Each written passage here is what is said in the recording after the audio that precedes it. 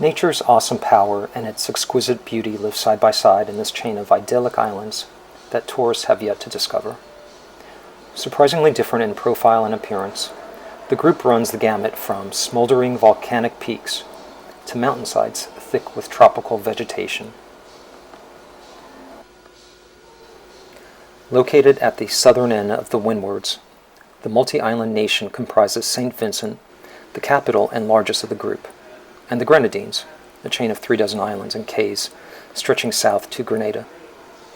St. Vincent's 133 square miles are composed entirely of volcanic rock and steep, serrated peaks that rise almost directly from the sea, reaching their highest point in the northern third of the island, which is dominated by an active volcano. St. Vincent's warm tropical climate is cooled by year-round trade winds from the northeast. The winds bring Atlantic moisture that accumulates in a perennial cloud cover on the steep mountains and drops 150 inches of rain annually in the interior. The southwest of the island, sheltered from heavy rain by the tall mountains, is the driest part, receiving an average of about 60 inches annually. The driest months are February to April, the wettest ones, August to November. One of the last strongholds of the Carib Indians, St. Vincent was probably inhabited first by the Siboneyes and later by the Arawaks.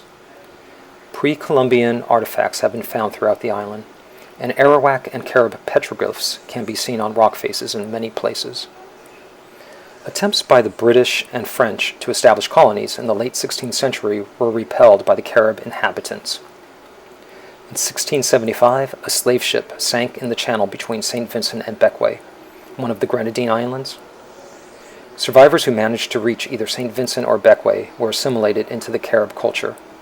Their descendants came to be called the Black Caribs. For almost a century, the fierce resistance of the Caribs prevented the establishment of European settlements.